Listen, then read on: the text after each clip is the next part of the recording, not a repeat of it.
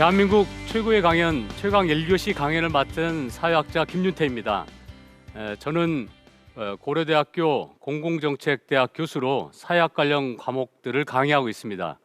특히 정치사회학, 빈곤, 불평등, 복지국가의 변화, 사회학 이론이 주요 전공 분야입니다.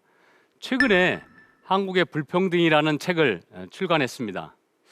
오늘 제가 드릴 이야기는 21세기 불평등에 관한 것입니다. 이 시간에는 불평등이란 무엇이며 불평등이 우리 삶에 어떤 영향을 미치는지, 그리고 지난 30년간 불평등이 왜 커졌으며 우리가 살고 있는 21세기 불평등의 특징은 무엇이고 불평등을 줄이는 방법이 또 무엇인지 함께 생각해 보는 기회를 갖겠습니다.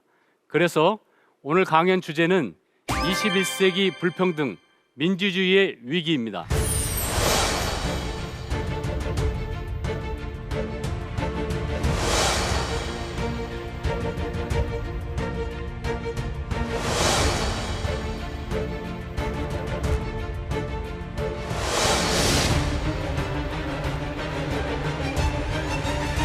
(21세기는) 디지털 자본주의 시대라고도 합니다. 인터넷으로 전 세계가 연결이 되고 로봇을 이용한 제조업 생산품이 풍족하고 많은 사람들이 자유롭게 여행할 수 있는 시대이죠. 얼마 전 우주 개발을 위해 아마존 창업자 제프 베조스가 블루 오리진이라는 회사를 만들어 우주 여행을 위한 상품을 개발했습니다. 짧은 시간의 여행에 2억 원이 비용이 필요한데요. 여기에 정말 수만 명이 신청을 했습니다. 하지만 아직도 아프리카에는 수많은 사람들이 굶어 죽거나 병든 아이들이 치료약이 없어서 죽어가고 있습니다. 하루에 11명이 기아와 영양실조로 죽고 있습니다.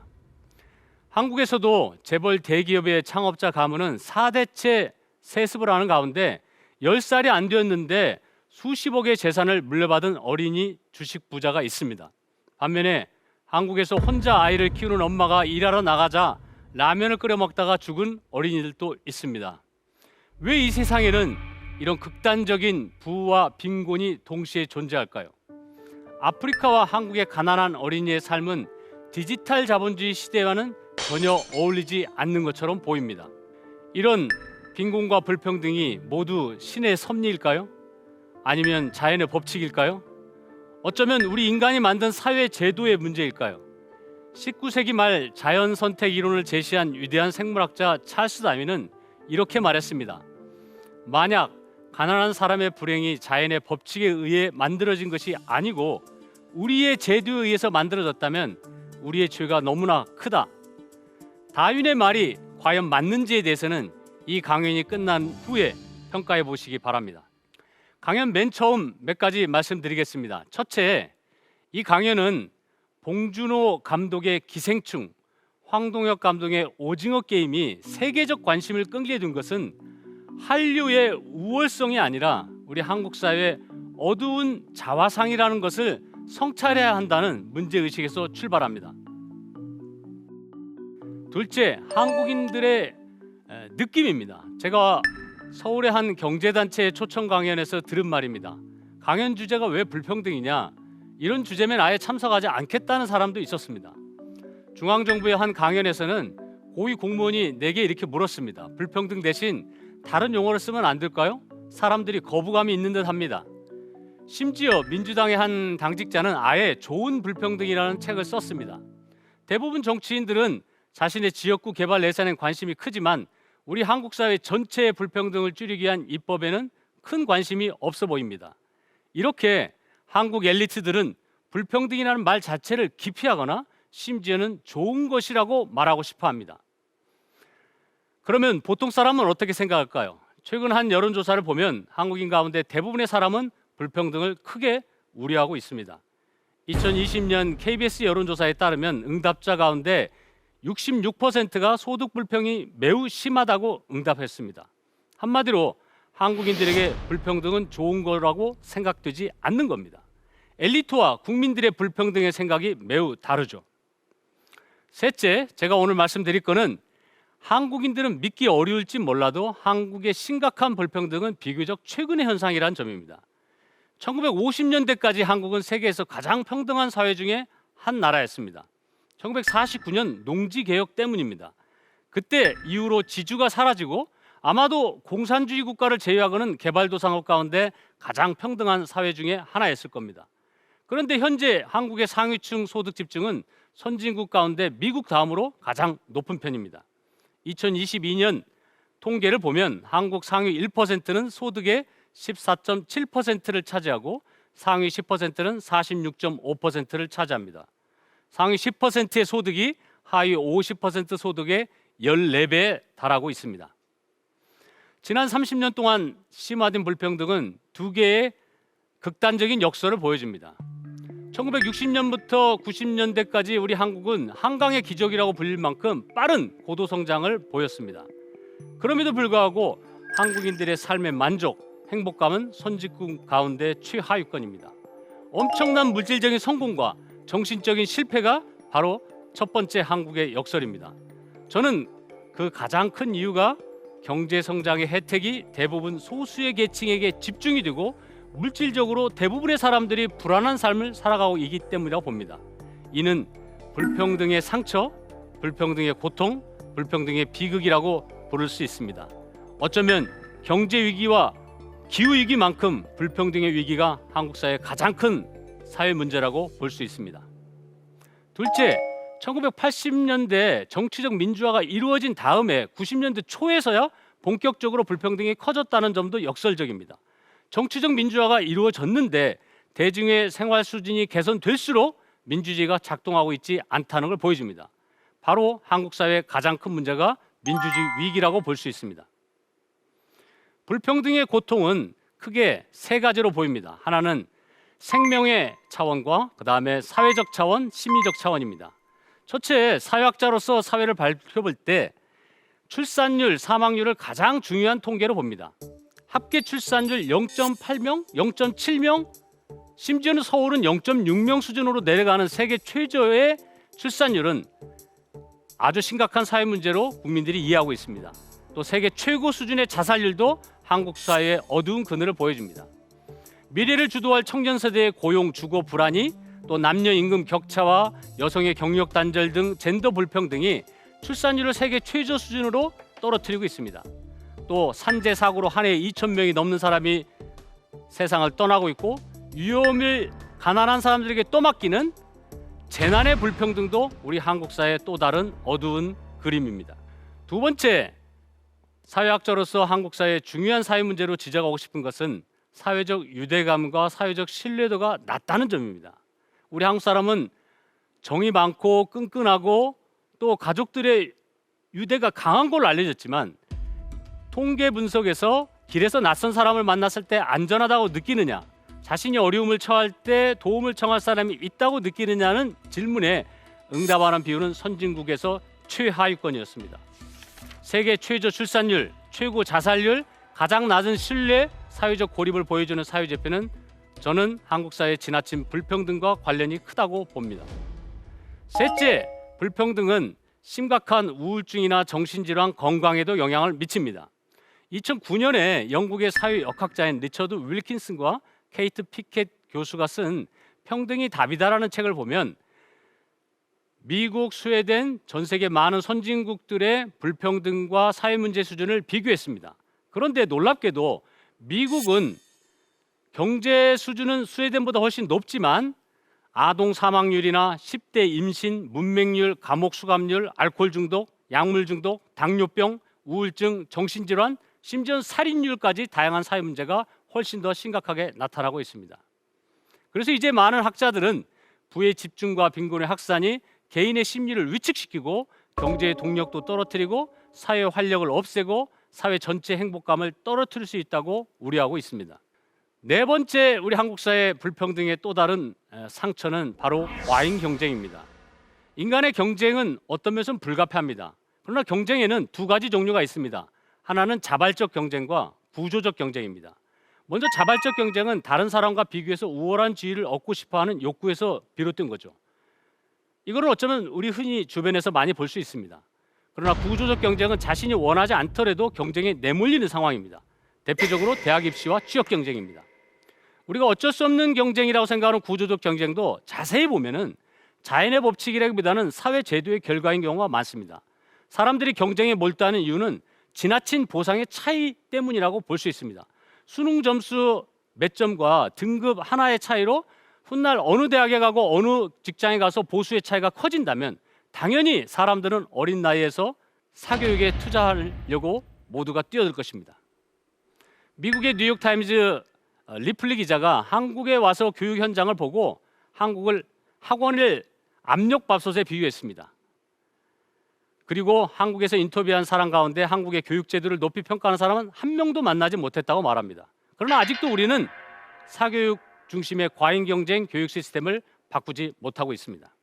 저는 이런 과잉 경쟁이 궁극적으로 불평등과 깊은 관련이 있다고 봅니다.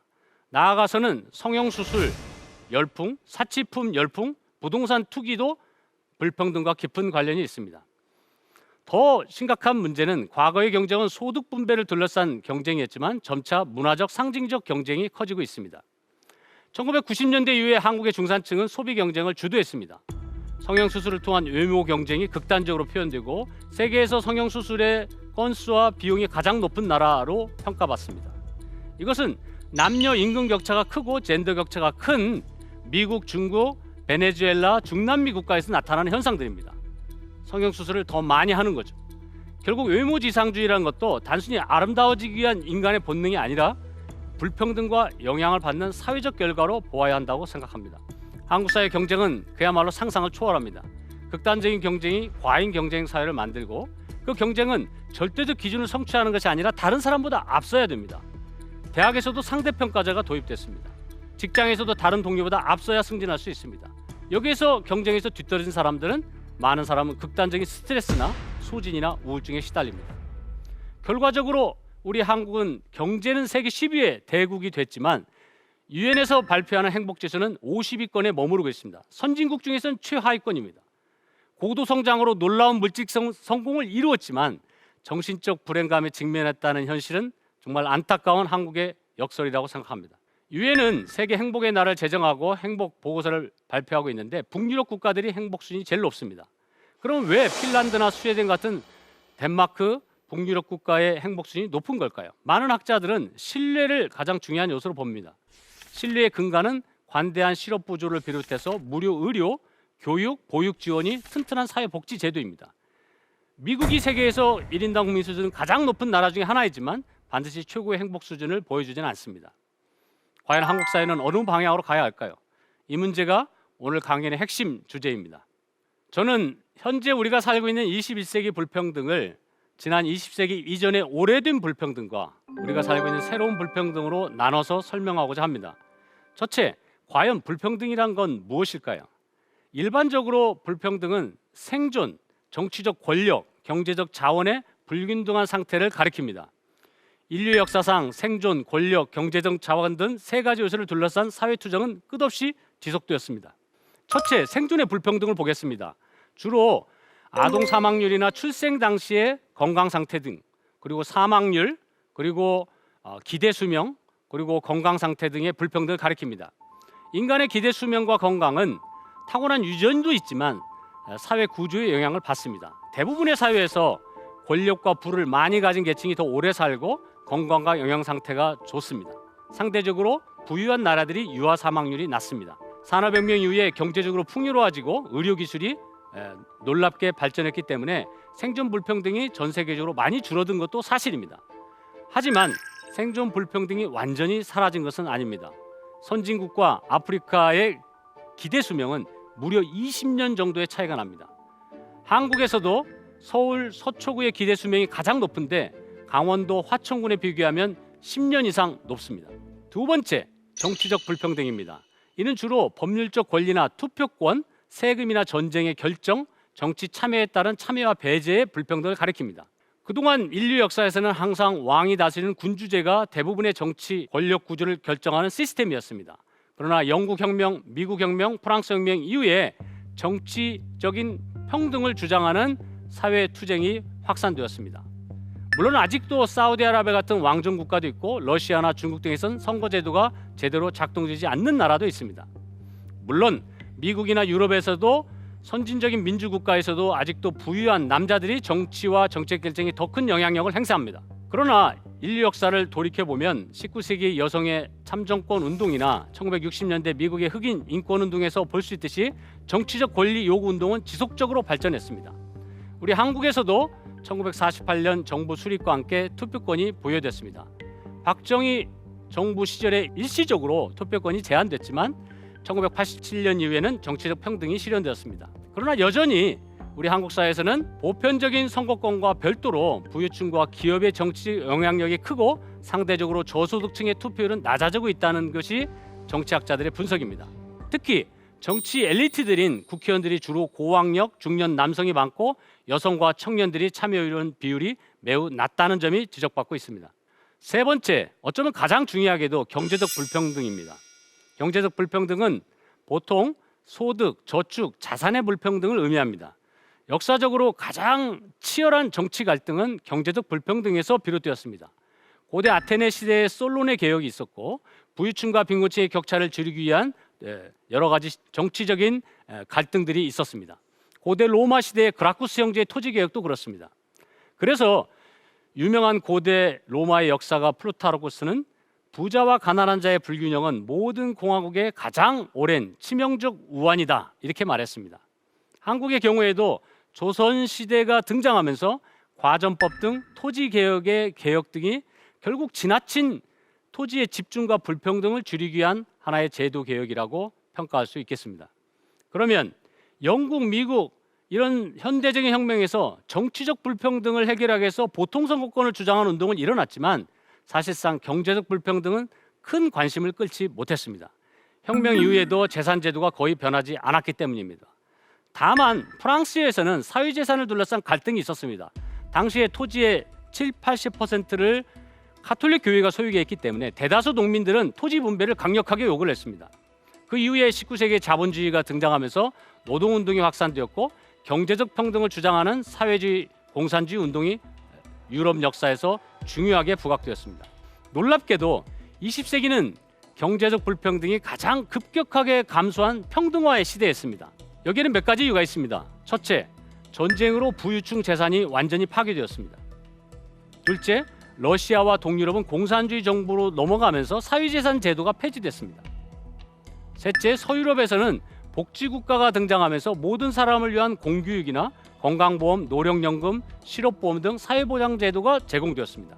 넷째, 한국, 일본, 대만, 중국 등 동아시아 국가에서는 토지 개혁이 이루어지면서 지주의 재산이 없어지고 대규모 자장농, 평등한 농민들이 주류가 되는 사회가 등장했습니다. 이런 점에서 2차 세계대전 이후 1945년부터 1975년까지는 경제적 평등 수준이 전 세계적으로 가장 높은 수준을 보여준 역사적 시기라고 평가할 수 있겠습니다. 그러나 20세기 후반에 와서 변화가 일어났습니다. 특히 생존 불평등, 정치 불평등은 낮아졌지만 경제 불평등이 1975년 이후부터 급증하기 시작했습니다. 그리고 세 번째로는 1980년대 이후로 유럽, 미국뿐 아니라 우리 한국과 중국에서도 경제자본 이외에 문화자본과 사회자본의 불평등이 중요하게 사회적으로 부각됐습니다. 차례대로 하나씩 말씀드리겠습니다. 첫째, 경제 불평등의 변화가 가장 극적이죠. 보통 불평등의 조사는 사회학자들과 경제학자들은 분포, 격차, 집중, 상대빈곤, 젠더 격차 이렇게 5가지 지표를 중요하게 봅니다. 그런데 이 5가지 지표가 똑같은 수치를 보이지는 않습니다. 약간씩 다른 면이 보이죠. 마치 코끼리 만지기라고 할까요? 코는 말랑말랑하고 다리는 단단하고 꼬리는 가늘게 느껴지죠. 측정 방법에 따라서 약간은 다른 결과가 나오고 심지어는 좀 모순적인 수치가 나오기도 합니다. 저는 우리 한국 사례를 중심으로 해서 중요한 문제를 몇 가지 지적하고자 합니다. 첫째, 많은 한국 사람들이 97년 외환위기 이후에 우리 불평등이 심각해졌다고 생각을 하지만 사실상 자세하게 지난 소득 분배 추이를 살펴보면 이미 외환위기 이전부터 우리 한국 경제 최고의 호황기였던 1990년대 초반 약 1992년, 93년부터 소득 분배가 악화되기 시작했습니다. 둘째, 1987년 정치적 민주화 이후에 노동조합이 결성되고 단체기업이 확산되면서 대기업의 임금들이 급속하게 상승했습니다. 이때 한때 소득 분배가 개선되는 통계가 나옵니다만 몇 년 지나지 않아서 92년부터 한국의 불평등이 악화됩니다. 그런데 놀랍게도 이 시기는 1990년대 후반 김대중 정부와 노무현 정부가 등장하면서 소위 민주정부가 등장한 시기에 더 불평등이 커졌다는 점입니다. 정치적 민주화와 또 민주당 같은 진보 정부가 등장했을 때 불평등이 더 약화되지 않고 더 심화됐다는 점은 매우 중요한 우리 한국의 민주주의의 문제점을 보여주는 거라고 할 수 있겠습니다. 다음은 경제자본에 의해서 문화자본과 사회자본을 보겠습니다. 먼저 이 문화자본이라는 개념은 프랑스 사회학자 피에르 부르디에가 79년에 구별짓기라는 책에서 제기되었는데요. 아마도 이 부르디에는 지금 사진에 나오고 있습니다만 20세기 후반에 가장 위대한 사회학자라고 평가를 받습니다. 부르디에에 따르면은 특정한 문화의 유형이 일정한 사회적 유리함을 만드는 힘을 가질 수 있다고 보았고 이것이 자본의 형태로 변화된다고 보았습니다. 자본이라는 게 꼭 돈으로만 결정되는 게 아니라 그 사람이 갖고 있는 문화적인 취향, 문화적인 어떤 습관, 문화적인 어떤 가치 판단할 수 있는 능력 이런 것들도 하나의 자본과 같은 힘을 갖는다고 보았습니다. 어릴 때부터 박물관이나 미술관을 자주 가고 피아노를 배우고 고전음악을 감상하는 경험은 누구나 누릴 수 있도록 허용되어 있는 것처럼 보이지만 사실상 모두가 누리는 것은 아니죠. 문화자본은 어린 시절에 고급 문화 활동을 경험한 학생들이 학교에 들어갔을 때 학교 커리큘럼에 훨씬 더 적응을 잘하는 걸 보여줍니다. 왜냐하면 학교 성적에 평가받는 음악이나 미술이나 다양한 국어나 이런 것들은 문화자본을 학교에 입학하기 전부터 많이 갖고 있는 어린이에게 훨씬 유리하게 만들어져 있기 때문입니다. 이런 학생들이 학교 성적도 좋고 좋은 대학에 입학할 가능성이 큽니다. 그래서 모든 중산층 또는 저소득층 자녀들이 똑같이 학교에 가지만 사실은 학교 졸업한 이후에 어느 대학을 가느냐 어느 직장에 가느냐는 것은 문화자본이나 문화 취향에 따라서 크게 차이가 나는 경우가 많습니다. 이건 프랑스만이 아니라 우리 한국에서도 마찬가지로 일어나고 있습니다. 우리 한국의 문화자본의 구별짓기는 1990년대 이후에 소비자본주의가 발전하면서 더 아주 두드러지게 나타나는데요. 여긴 중요한 세 가지 특징이 있습니다. 첫째, 한국은 상류층과 중산층의 문화 차이가 프랑스는 아주 큽니다. 그러나 한국에서는 중간 계급이 상류층을 모방하려고 굉장히 노력합니다. 특히 영어 교육과 예술 교육에 중산층들이 관심이 많습니다. 그래서 한국의 교육은 중산층 교육은 없고 상류층 교육만 존재한다. 뭐 이런 말이 있을 정도입니다. 당연히 사교육비 지출이 세계 최고 수준입니다. 두 번째, 한국의 문화자본의 축적은 프랑스와 같이 장기적이고 추상적 가치를 이해하는 방식이 아니라 단기적이고 과시적인 문화자본의 습득에 주력합니다. 피아노 학원, 미술학원, 예술교육 성행하고 있고 더 나아가서는 패션이나 외식, 성형수술, 미모를 통한 외모 경쟁도 치열합니다. 세 번째 특징은 문화자본의 축적이 아주 어린 시절부터 시작한다는 겁니다. 영어 유치원이나 국제학교나 아주 어린 나이부터 다양한 문화적 취향을 전수하기 위해서 우리 한국의 중산층들이 경쟁하고 있습니다. 다음으로 사회자본에 의한 불평등입니다. 사회자본이라는 개념은 사람들이 가지고 있는 사회적 네트워크의 중요성을 강조합니다. 경제자본, 문화자본과 마찬가지로 사회자본도 상당히 배타적 속성을 갖습니다. 물론 미국의 사회학자인 퍼트남 같은 교수는 사회자본이 많으면 일반적으로 사회적 신뢰나 민주주의가 발전한다 이렇게 주장하기도 했습니다. 그러나 피에르 부르디에는 특정한 집단 내부의 폐쇄적 속성을 가진 사회적 연줄망에 주목했습니다. 사람들은 집단 내부자끼리 챙겨주고 공통의 이익을 옹호하기 위해서 사회적 커넥션을 적극적으로 활용합니다. 대표적으로 학벌주의를 들 수 있습니다. 미국이나 프랑스도 마찬가지지만 우리 한국의 학벌주의도 배타적인 사회적 네트워크의 특성을 보여줍니다. 서로 같은 대학 출신이라는 이유로 인맥을 형성하고 다른 대학 출신들을 차별화합니다. 심지어는 부모의 학력 자본이 사회 자본이 되는 경우도 있습니다. 자녀의 대학 입학의 스펙 관리나 졸업 후에 기업의 인턴 채용이나 취업 기회도 부모의 사회 자본이 영향을 주고 그리고 세습이 드는 겁니다. 한국의 사회 자본에 관해서는 세 가지 중요한 특징이 발견됩니다. 첫째, 누구나 연결되는 소셜 미디어 시대에서 사회 자본이 더 이상 폐쇄되지 않다 이렇게 생각할 수도 있습니다. 물론 재벌 최고 경영자가 운영하는 소셜 미디어에 내가 연결됐다고 해서 정말 우리가 폐쇄적 계급 사회에 사는 것이 아닐까요? 소셜 미디어 친구가 정말 우리들의 진짜 친구일까요? 아니면 아닐 거라고 생각하는 사람도 많을 겁니다. 두 번째, 고학력 고소득 전문직 관리직 계층은 서로 아주 잘 알고 있고 같은 학교를 졸업했다는 것뿐만 아니라 서로 긴밀하게 사회적인 활동에서 연결되어 있습니다. 그러나 저학력 저소득 생산직 노동자들은 서로 잘 알고 있지만 이 부모의 사회 자본이 자녀들에게 똑같이 전승되는 경우가 많습니다. 세 번째, 가장 중요한 점인데 최상위 무유층들은 매우 특별한 사회적 연줄망을 갖고 있습니다. 보통 사람들이 접근하기가 어렵습니다. 잘 알지도 못합니다. 이들에겐 경제자본은 문화자본과 사회자본과 매우 밀접하게 연결되어 있고 사회 대다수 사람과는 명백하게 구별되고 심지어는 동창회뿐만 아니라 결혼이나 사회적인 친목회에서도 단절된 경우가 많습니다. 이들은 비슷한 고가 주택의 지역에 살고 상위권 대학에 나오고 해외 유학을 가고 함께 투자를 상의하고 자녀의 대학 입시를 돕고 비슷한 가문끼리 결혼하기도 합니다. 그래서 20세기 이전에도 물론 사회적 인맥은 존재했지만 현 시대에 더욱 뚜렷하게 더 힘을 발휘하고 있습니다.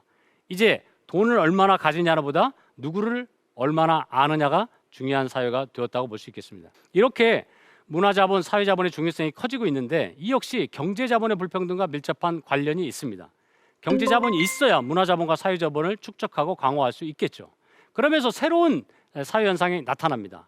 부모에게 이런 다양한 문화자본, 사회자본을 물려받을 수 있는 사람과 부모에게 물려받지 못한 사람의 격차가 커졌다는 점입니다. 이제 가진 자와 못 가진 자의 불평등이 아니라 부모가 부자인 자와 부자가 아닌 자의 불평등으로 나눠지고 있다는 지적도 있습니다. 19세기 유물로 사라진 출신이 이제 또 다른 부의 상징이 되기 시작한 것입니다. 21세기 불평등이 커지면서 우리 한국에도 중산층이라고 생각하는 사람이 줄어들고 있습니다. 우리나라의 중산층은 약 61%로 보고 있지만 주관적 중산층은 50% 수준으로 떨어지고 있습니다. 1990년대는 약 80%가 중산층으로 생각한 것에 비하면 놀라울 정도의 축소를 보여줍니다. 심지어는 소득 중산층은 60%인데 주관적 중산층은 50%이기 때문에 무려 10%의 차이가 있습니다. 왜 그럴까요?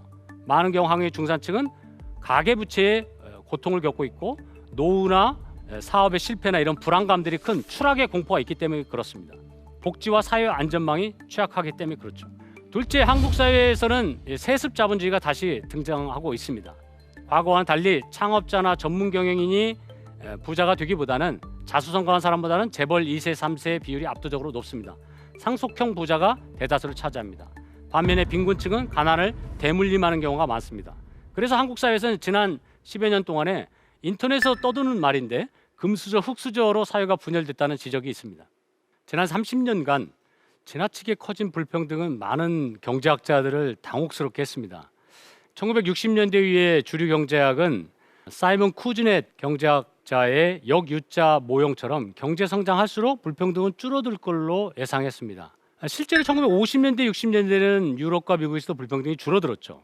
그러나 1970년대 이후를 보면 이런 경제학자들의 낙관적인 이론과는 달리 불평등이 증가하기 시작했습니다. 2014년 프랑스 경제학자 토마 피케티가 21세기 자본에서 지난 200년간 주요 국가의 납세 통계를 분석해서 불평등이 지속적으로 증가했다고 주장했습니다. 그러면 이 나라들에서 왜 불평등이 늘어났을까요? 피케티 교수는 조세제도의 변화가 가장 큰 원인이라고 봅니다. 저는 조세제도도 물론 중요하지만 기업 지배구조, 노동시장, 노조 약화 등 다른 요인도 함께 보아야 한다고 생각합니다. 학계에서는 크게 세 가지 접근법으로 분류합니다. 첫째, 구조적 관점인데요. 세계화나 기술의 진보나 인구 변화를 중시합니다. 둘째는 권력 관계의 관점입니다. 기업과 노동조합의 힘의 관계를 보는 거죠. 셋째는 제도적 관점인데 교육이나 복지나 사회제도나 선거제도, 정치체제가 불평등에 미치는 영향을 봅니다. 이 세 가지 차원이 서로 긴밀하게 연결되어 있고 어떤 것은 또 명확하게 분리하기는 어렵습니다. 그러나 이해하기 쉽게 하나씩 살펴보겠습니다. 먼저 1997년 한국 외환위기 발생할 당시에 독일 언론인이 세계화의 덫이라는 책을 출간했는데 우리 한국에서도 베스트셀러가 되었습니다. 이 책의 주장은 지구화가 불평등을 심화시켜서 20대 80의 사회를 만든다고 주장했습니다. 그리고 1999년 시애틀에서도 세계화에 반대하는 세계무역기구 회의 장소 앞에서 격렬한 시위가 벌어졌습니다. 이것을 일부 사람들은 시애틀 전투라고 불렀죠. 우리나라에서도 이때 세계화에 반대하는 그런 목소리가 상당히 많았습니다. 정말 세계화가 불평등을 증가시키는 걸까요? 한국 기업이 해외로 빠져나가고 이주 노동자 한국의 일자리를 뺏어갈까요?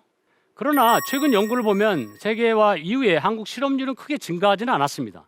오히려 수출 대기업의 수익이 늘어나면서 대기업 노동자의 임금이 상승했습니다. 이 점 때문에 세계적으로 수출 대기업의 임금 상승이 불평등의 원인이다 이렇게 주장하는 학자들도 있습니다만 이건 명확하지는 않습니다. 불평등의 원인은 훨씬 더 복잡합니다. 그런데 미국과 유럽의 극우 정당에서 세계화나 이주노동 때문에 일자리가 사라졌다는 주장이 확산되기 시작했습니다. 대표적으로 미국의 트럼프 대통령이 당선되자 보호무역주의를 돌아가고 또 멕시코 국경에 장벽을 세우겠다고 공약했습니다. 영국은 국민투표로 유럽연합에서 탈퇴했습니다. 세계에서 가장 앞장선 미국과 영국이 반세계화로 돌아선 것은 정말 역사의 아이러니라고 볼 수 있습니다. 물론 세계화에는 승자도 있고 패자가 있습니다. 금융자본과 대기업은 많은 이익을 얻었지만 선진국의 숙련 노동자는 일자리를 잃는 경우도 있었습니다. 그러나 세계화가 가장 큰 불평등의 원인으로 보기는 어렵습니다. 두 번째, 기술의 진보에 관한 논쟁이 또 뜨거운 학계의 쟁점인데요. 19세기 기계 도입 이후로 영국의 러다이트라는 사람들이 기계를 파괴했습니다. 기계가 내 일자리를 뺏어간다고 보는 거죠.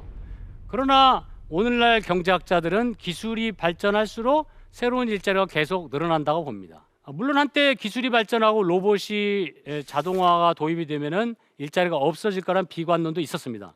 그러나 지난 30년을 되돌아보면은 일자리가 사라질 거라는 비관론은 맞지는 않았습니다. 실제로 일자리는 지속적으로 새로운 일자리가 생겼고 실업률은 그다지 올라가지는 않았습니다. 근데 문제는 과거에 같은 숙련 노동자 좀 괜찮은 일자리는 없어지고 서비스 저임금 주로 질이 나쁜 일자리가 많이 생겼다는 문제입니다.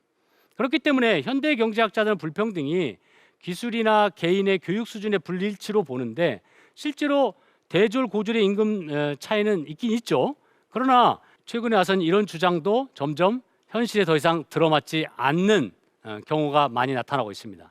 첫째, 아까 말씀드린 대로 기술적 실업 고용 없는 성장이라고 했지만 실제로 서비스 분야 일자리가 늘어나고 있다는 점이고 괜찮은 일자리가 적다는 점이 문제고요. 둘째로는 학력 수준이 높다고 해서 고졸보다 대졸 노동자들이 꼭 임금이 높은 것도 아닙니다. 요새는 괜찮은 일자리 구하기 힘들기 때문에 오히려 대졸자들이 고졸자들의 일자리를 뺏어가는 경우도 있습니다. 그래서 아무리 교육에 우리가 투자를 많이 해도 괜찮은 일자리가 점점 구하기 힘든 시대가 된 거죠. 셋째, 무엇보다도 이런 기술이 모든 걸 결정한다 이런 생각들은 자본 투자나 고용 관계, 노사 관계에 대한 설명을 무시하는 경우가 있습니다. 우리나라 같은 경우 세계에서 제조업에서 로봇 도입하는 비율이 가장 높은데 미국이나 일본, 독일보다 높습니다. 이것은 인건비를 아끼기 위한 기업의 결정이었습니다. 그래서 제조업의 숙련 노동자 일자리가 점점 간소하고 대기업 일자리는 과거에 비해서 현격하게 줄었습니다.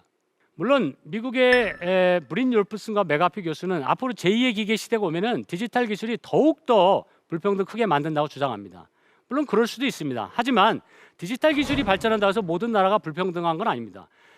많은 나라에서 디지털 자본주의를 도입한 가령 미국, 영국, 캐나다, 독일 이런 나라들을 비교해봐도 상대적으로 벨기에, 네덜란드, 프랑스 이런 나라들은 불평등은 좀 낮아진 편입니다.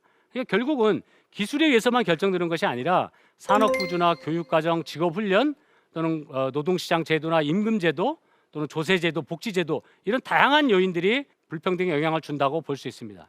셋째로 인구구조의 변화를 우리가 주목할 필요가 있는데요. 점점 여성들이 대학을 진학하고 고학력자가 많아지면서 같은 대졸자끼리 결혼하는 비율이 늘어나고 있습니다. 이런 교육적인 동지론이 커질수록 가구 간의 소득 격차가 커질 거라는 예측도 있습니다. 특히 남녀 간의 임금 격차가 클수록 여성들이 자신보다 학력이 높고 소득이 높은 남자를 선택하는 경향이 크기 때문에 그런 나라일수록 불평등이 증가하고 있습니다. 또 하나 중요한 건 인구 고령화입니다. 노인의 빈곤화는 세계에서 우리가 가장 심각한 수준이고 2019년에 43%였고 노인 자살률도 세계 최고입니다. 이건 노인 연금 제도의 도입이 너무 늦어서 생긴 문제고 연금을 받는 노인도 너무 숫자도 적지만 연금을 받는 액수가 너무 낮기 때문에 노인 빈곤율이 높은 겁니다. 그래서 결국 국가의 제도의 실패가 결국 노인 빈곤을 낳았다고 볼 수 있습니다. 결국 불평등의 증가라는 것은 세계화나 기술의 진보나 인구 구조의 변화처럼 어쩔 수 없는 힘의 결과라기보다는 정부가 그런 변화된 사회에 능동적으로 대응하지 못한 결과라고 보는 것이 더 정확한 분석이라고 생각합니다. 불평등에 영향을 미치는 중요한 요인을 보면 가난한 사람과 부자의 권력 균형이 깨져서 생겼다고 볼 수 있습니다. 다시 말하면 민주주의 위기가 발생한 거죠. 이러한 위기가 가장 극적으로 표출되는 것이 바로 조세 정책과 복제 정책의 변화입니다. 1910년대, 1920년대 미국은 세계 최초로 누진 소득세와 상속세를 도입한 나라입니다. 그런데 1980년대 레이건 행정부가 부자와 기업 감세를 통해 고용과 투자를 늘린다는 낙수 경제학을 지지했습니다. 그러나 부자 감세는 정부 재정을 축소하는 긴축 정책을 강제하고 필연적으로 불평등을 악화시켰습니다. 1980년대 이후 미국의 부유층은 세계화의 성과를 차지하고 소득은 엄청나게 증가했지만 소득세와 재산세, 상속세는 미국에서 계속 낮아졌습니다. 반면에 노동자 임금은 억제되거나 정체되었습니다. 노동 조건이 점점 나빠지거나 오히려 부가세를 비롯한 세금들이 인상되기도 했습니다. 그래서 미국의 유명한 투자자인 워렌 버핏은 이런 말을 했습니다. 미국에서 계급 전쟁이 벌어지고 있는데 내가 속한 부자 계급이 빈곤 계급을 이기고 있다. 이 워렌 버핏과 같은 슈퍼리치가 부담하는 금융소득세율은 15%에 불과하지만 그 워렌 버핏의 비서인 노동자는 근로소득세 30%가 넘게 훨씬 세율이 높습니다. 기업의 법인세율도 20% 수준으로 떨어졌습니다. 상속세율도 더 낮아졌고 면세점 기준도 더 높아졌습니다. 미국의 소비세는 대부분 물품에 부과하는데 이것은 가난한 사람들이 주로 사는 물건들입니다. 그러나 부자들이 사용하는 서비스는 대부분 세금이 매우 낮습니다. 결국 가난한 사람이 세금을 더 많이 내게 된다는 미국 경제학자들의 분석이 나오고 있습니다. 2022년 옥스팜이라는 국제 구호단체의 보고서에 따르면 코로나19 기간 동안 상위 1%가 부의 63%를 차지했다고 합니다. 세계에서 가장 부유한 사람 중에 하나인 앨런 머스크 테슬라 CEO는 2014년과 2018년 동안 적용된 실질세율이 불과 3%에 불과합니다. 세계 최고 부자들은 조세 도피죄로 자기 재산을 옮기거나 국적이나 회사 본사를 아예 이전해서 거의 세금을 내지 않는 경우도 많습니다. 구글이나 메타와 같은 빅테크 기업의 탈세도 심각합니다. 에너지 식품 대기업은 지난 최근에 인플레이션 때문에 엄청난 이익을 얻었지만 주주들에게 배당했습니다. 하지만 대다수 사람들은 인플레이션과 에너지 폭등으로 삶의 고통을 겪게 되었던 것입니다. 한국에서도 조세 정책과 사회 정책이 불평등에 큰 영향을 미치는 걸로 분석 결과가 나오고 있습니다. 한국은 조세 부담률이 너무 낮고 사회 지출 비율도 너무 낮습니다. 우리들은 세금이 너무 많이 낸다 이렇게 생각하시는 분도 있겠지만 1980년대 우리나라 최고 소득세율은 70% 수준이었지만 90년대를 거치면서 절반 수준으로 인하가 됐고 소득세의 누진성도 후퇴되었습니다. 한국의 조세 부담률은 20% 수준으로 OECD 회원국 가운데 제일 낮은 수준입니다. 결과적으로 국내 총산산 대비 사회지출 비율도 OECD 회원국 가운데 최하위권입니다. 공공사회지출 예산 비율이 국내 총산산에 비교했을 때 12%를 겨우 넘습니다. 그래서 OECD 평균이 20%에 비해 크게 뒤지고 있습니다. 프랑스나 스웨덴, 노르웨이, 덴마크 같은 복지 선진국에 비하면 절반에도 되지 않습니다. 그럼 북유럽 국가가 이렇게 세금을 많이 걷으면 경제에 부담이 되는 거 아니냐 이렇게 볼 수 있겠습니다. 그러나 복지 지출 수준보다 복지 지출의 구조가 중요합니다. 이 북유럽 국가들은 세금을 많이 걷어서 가난한 사람들에게 현금을 나눠주는 게 아닙니다. 이 나라들은 주로 공교육에 투자하고 병원이나 보건에 투자하고 젊은이들을 위한 직업 교육에 투자하고 또 모든 성인을 위한 평생 교육에 투자하고 기업과 연구 개발을 위해 투자합니다. 그래서 사회 투자와 연구 개발과 같은 미래 투자를 통해서 경제 성장에 도움이 됩니다. 이러한 북유럽 복지 국가는 친성장 복지 국가로 볼 수 있습니다. 결과적으로 복지 예산이 가장 많은 독일, 스웨덴, 덴마크가 지금 경제 강국입니다. 복지 예산이 제일 적은 미국이나 일본은 지금 심각한 경제 위기와 불평등으로 고통을 겪고 있습니다. 즉 경제 부담이 되는 건 복지 예산 지출 수준이 아니라 어떻게 돈을 쓰느냐에 따라서 달라진다고 볼 수 있습니다. 다음으로 선거제도도 중요하게 불평등 영향을 미칩니다. 지난 100년 전을 돌이켜보면 미국이 유럽보다 훨씬 더 불평등 수준이 낮은 나라였습니다. 지금은 미국이 불평등 수준이 훨씬 높습니다. 왜 그런 일이 일어났을까요? 많은 정치학자들이나 사회학자들 연구를 보면 미국의 불평등은 선거제도와 밀접한 관련이 있습니다. 하버드 대학의 아이버센 교수와 런던 정경대학의 사스키스라는 사회학 교수가 선거제도와 불평등을 비교해서 연구를 해보니까 유럽 국가와 같이 비례대표제를 선택한 나라들은 복지가 확대되는 경우가 많습니다. 이런 나라는 의회제 정부고 비례대표제뿐 아니라 중대선거구제가 다당자의 특성 같습니다. 독일, 오스트리아, 스웨덴, 덴마크, 네덜란드 이런 나라인데 어느 한 정당이 과반수 정당을 못 만들어서 연정을 구성하고 정치적 타협을 이루어집니다. 그리고 노사정 사회적 대화가 발전하고 서로 합의 민주주의를 만듭니다. 한국과 달리 상대방을 공격하고 비방하는 정치인보다 잘 참고 상대방을 포용하고 타협을 잘하는 정치인이 인기가 있습니다. 독일의 메르켈 총리가 대표적인 사례입니다. 반면에 미국이나 영국은 오랜 민주주의 전통이 있지만 선거제도가 소선거구제입니다. 흔히 다수대표제라고 합니다. 한 선거구에서 최다 득표자 1등만 선거가 됩니다. 우리 한국과 똑같죠.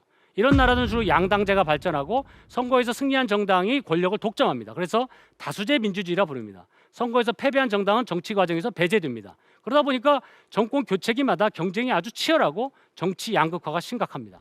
미국의 트럼프 대통령이 선거에 불복해서 의회에 폭동 사태가 난 것 같은 이런 정치적 갈등이 극단적으로 나타난 경우가 있습니다. 그러나 이런 단순 다수 대표제의 정당 체제에서는 부자가 지지하는 보수 정당과 가난한 사람들이 지지하는 진보 정당 양당 체제로 재편되는데 대부분 선거에서는 보수 정당이 이긴 경우가 한 3분의 2가 많습니다. 왜냐? 캐스팅 보트를 가진 중산층들이 대개 보수 정당을 지지합니다. 사실 중산층들은 보수나 진보의 중간에 있기 때문에 조세도 점진적으로 인상하고 복지도 점진적으로 확대하기를 주장합니다. 그러나 보수, 진보 어느 정당도 자기 마음에 드는 정당이 없습니다. 그러다 보니까 이렇게 마음에 안 들 바에는 차라리 현상 유지를 선택하자 하는 경향이 많습니다. 그러나 유럽의 다당제에서는 중산층의 입장을 대변하는 정당이 중도 정당이 상당수의 의석을 차지하고 있고 보수 정당, 진보 정당 어느 쪽이 집권을 하더라도 연정을 구성하거나 심지어는 보수 정당, 진보 정당이 대연정을 구성해서 서로 상대방의 정책이나 공약 중에 일부를 받아들이고 타협하는 경우가 많습니다. 그래서 미국식 민주주의는 민주주의가 선거제도는 도입됐지만 불평등 민주주의다 이런 지적이 있습니다. 미국의 정치학자 레리 바텔스 교수의 2008년 책의 제목이기도 합니다.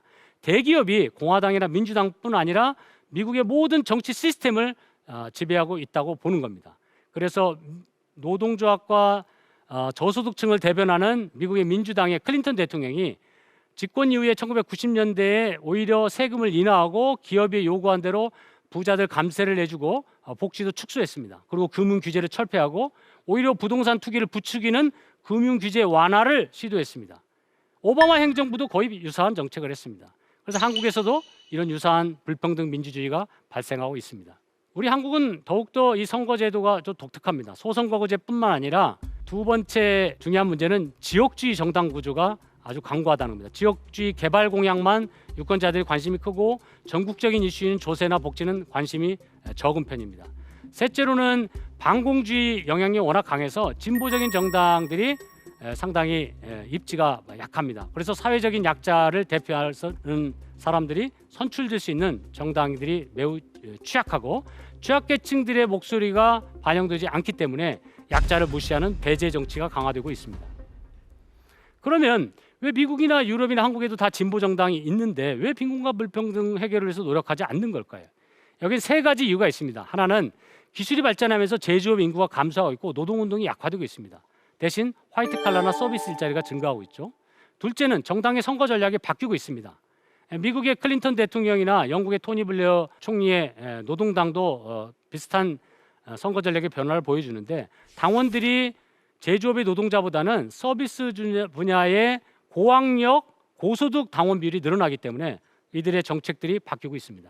이 고학력 당원들은 복지 확대보다는 주로 미국 같은 경우는 낙태나 동성애나 문화적 이슈, 정체성 정치에 관심이 많습니다. 어떤 학자는 이런 고학력 진보파를 브라만 좌파라고 불렀습니다.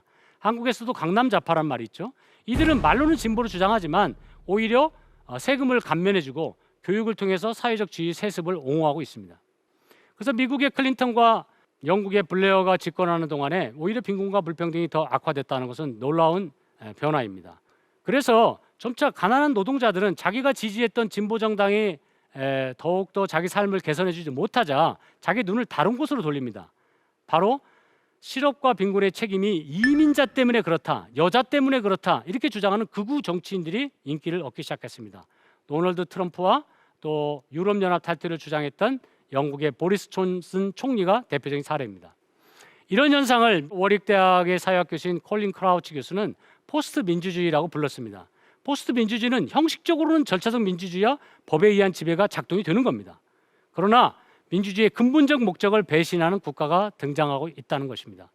보수 정당, 진보 정당 모두가 이념적 차이가 불분명해지고 후보의 이미지와 스캔들이 임금, 조세, 복지, 사회 경제적 이슈를 압도해 버립니다. 선거는 정책 경쟁의 장이 아니라 마케팅과 광고에 결합된 스펙터클이나 네거티브 캠페인이 압도적입니다. 유권자들은 정책 결정에 참여하지 못한 채 선거운동을 마치 무슨 쇼처럼 구경하는 사람이 되거나 인터넷에 댓글을 다는 게 마치 정치 참여라고 착각하고 있습니다. 포스트 민주주의에서 사실상 정치를 지배하는 것은 기업 엘리트고, 또 행정부 중에 퇴직해서 다시 법무법인에 갔다가 또는 대기업에 갔다가 다시 또 행정부에 돌아오는 이런 회전문 인사에 의해서 정치, 경제, 행정 엘리트들이 사실상 대다수 중산층과 서민을 위한 정책을 제대로 수행하고 있지 못하다는 그런 지적이 포스트 민주주의 이론의 핵심 주장입니다. 정말 우리 한국에서도 포스트 민주주의가 등장하고 민주주의는 죽어가는 걸까요? 2008년 세계 금융 이후에 불평등에 대한 관심이 커졌습니다. 1929년 대공황 이후 가장 불평등이 커졌고 빈곤과 실업이 급증했습니다. 2011년에는 중동의 자스민 혁명, 유럽에 분노하는 사람들, 미국의 월가를 점령하라 시위가 일어났고 홍콩의 우산혁명에 이르기까지 불평등에 대한 불만의 목소리가 커졌습니다. 미국에서도 부자 증세나 전국민 건강보험, 대학 무상 등록금을 주장하는 버니 샌더스 같은 정치인이 나타났습니다. 또 뉴욕의 하원 의원인 알렉산드라 오키시오 코르테스 같은 젊은 여성 정치인은 부자들에게 세금을 인상하라 이런 드레스를 입고 어떤 패션 쇼에 갈라에 참석한 걸로 언론의 주목을 받기도 했는데, 이런 새로운 문제 제기가 미국 정치에서도 등장하고 있습니다. 그러나 환자에 대한 진단과 마찬가지로 불평등에 대한 진단이 정확하지 않으면 처방은 어렵습니다.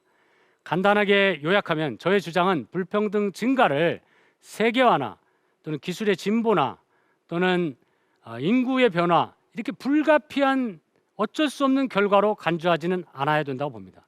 기술 결정론이나 구조 결정론에 빠지지 않아야 됩니다. 기술의 도입은 중립적인 것이 아닙니다. 인간이 결정하는 겁니다. 부의 재분배도 언제나 정치적 결정에 의해서 이루어졌습니다. 불평등은 따라서 순수한 경제 시스템에 의해서 자동적으로 줄어들 수 없습니다. 2008년 세계 경제를 강타한 금융 이후에 부유층의 인식에도 변화가 있었습니다. 부유층들이 모이는 세계 경제 포럼의 창설자인 클라우스 슈밥은 나는 자유시장 경제의 신봉자이지만 우리는 죄를 지었다, 이런 참회의 발언을 했습니다.